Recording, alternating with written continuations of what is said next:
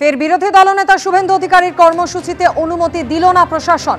৪ August কোচবিহারে বিধায়কদের নিয়ে জমায়েতের কর্মসূচি ছিল শুভেন্দু অধিকারীর। জমায়েতের পর উত্তরকন্যায় ডেপুটেশন কর্মসূচি শুভেন্দু অধিকারীর, সেই কর্মসূচিতে অনুমতি দিল না প্রশাসন। কি কারণে অনুমতি দিল না প্রশাসন, সেই বিষয় নিয়ে আরো বিস্তারিত জানাবেন প্রতিনিধি উজ্জ্বল মুখোপাধ্যায় আমাদের সঙ্গে রয়েছে। উজ্জ্বল, দেখো, সেটা হচ্ছে যে আগামী 4 তারিখ 4 আগস্ট কর্মসূচি ঘোষণা করেছিলেন শুভেন্দু অধিকারী। তার যেটা কর্মসূচি ছিল সেটা হচ্ছে কোচবিহারে বিজেপির বিধায়কদের নিয়ে তিনি যাবেন। কারণ সাম্প্রতিককালে কোচবিহারে বিজেপির যিনি বিধায়ক আছেন তিনি আক্রান্ত হয়েছেন, এর প্রতিবাদে তিনি যাবেন কোচবিহারে। সেখানে তার কর্মসূচি রয়েছে। সেখানে যে 65 জন বিধায়ক তাদের দলে আছেন তারা মিলে সেখানে বিক্ষোভ কর্মসূচি করবেন এবং তারপর তারা ওখান থেকে উত্তরকন্যায় আসবেন এবং উত্তরকন্যায় এসে তারা সেখানে প্রতিবাদ জানাবেন এবং ডেপুটেশন দেবেন। এটাই ছিল ঘোষিত কর্মসূচি। উত্তরবঙ্গ অভিযান 21শে জুলাই যেদিন উত্তরবঙ্গ অভিযান ছিল এবং উত্তরকন্যার সামনে দাঁড়িয়ে শুভেন্দু অধিকারী এই কর্মসূচি ঘোষণা করেছিলেন এবং সেই মর্মে তিনি প্রশাসনকে চিঠিও পাঠিয়েছিলেন। কিন্তু যেটা জানা যাচ্ছে সেটা হচ্ছে যে এই কর্মসূচির কিন্তু অনুমোদন দেওয়া হয়নি। কারণ বলা হয়েছে যে এতজন বিধায়ক একসঙ্গে গেলে সেখানে আইন শৃঙ্খলা সমস্যা হতে পারে। সেই কারণেই কিন্তু এখনো পর্যন্ত অনুমোদন মেলেনি। তবে শেষ পর্যন্ত শুভেন্দু অধিকারী কি করবেন, আদালতের দ্বারস্থ হবেন কিনা, সেই বিষয়গুলো এখনো চূড়ান্ত না।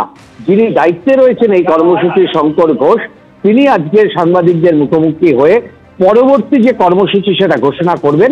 তবে শুভেন্দু অধিকারী তার ঘনিষ্ঠ মহলে জানিয়েছেন যে এই কর্মসূচি তিনি করবেনই, দরকার হলে আদালতে যাবেন এবং আদালতের অনুমতি নিয়েই তিনি এই কর্মসূচি করবেন। বিধায়করা রাজ্যের যে কোনো প্রান্তে যেতে পারেন, সেটা তাদের সাংবিধানিক অধিকার, সেই অধিকার খর্ব করা যায় না।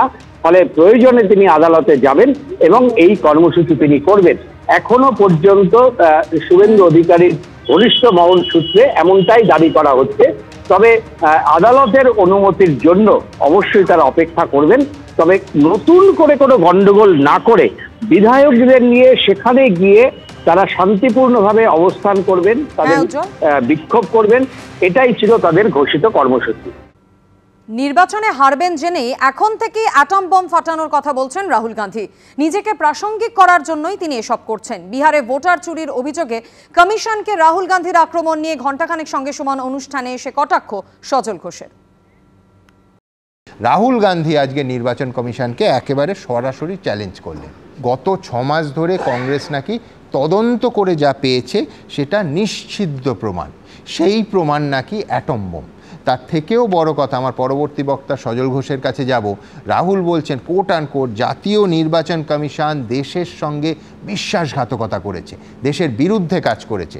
দেখুন, এর আগেও যুক্তিতক্ক অনুষ্ঠানেও বলেছি যে স্বাধীনতার পর নির্বাচন কমিশনকে বিরোধীরা নানা সময় নানাভাবে আক্রমণ করেছে, কিন্তু এইভাবে এই ভাষায় আক্রমণ নজিরবিহীন।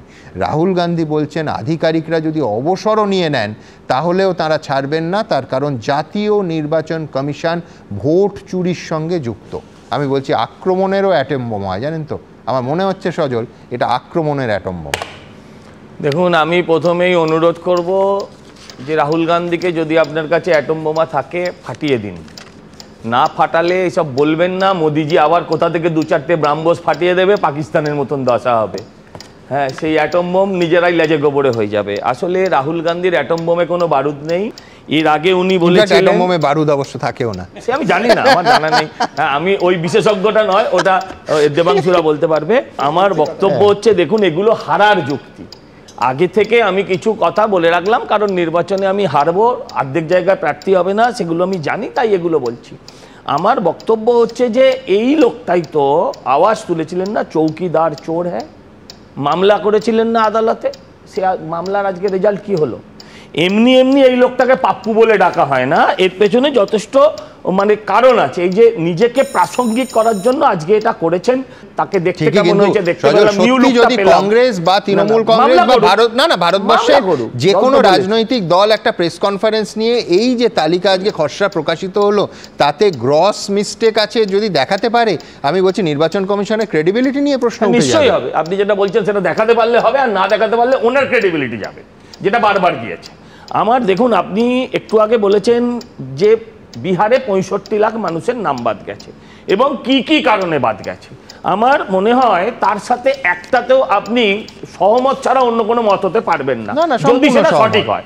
আমার বক্তব্য হচ্ছে এটা আমরাও ধরে নেব যে এটা অন্যায় হচ্ছে, এটা ভুল হচ্ছে, যদি বা এটা পার্সিয়ালিটি করা হচ্ছে, যদি এই 65 লাখের মধ্যে 65 জন লোককে অন্তত কমপক্ষে এনে হাজির করা যায়, তাহলে মনে করব এই কথাটার গুরুত্ব আছে। তা নাহলে সব কথা গুরুত্বহীন, এগুলো নিয়ে আলোচনা করে লাভ নেই।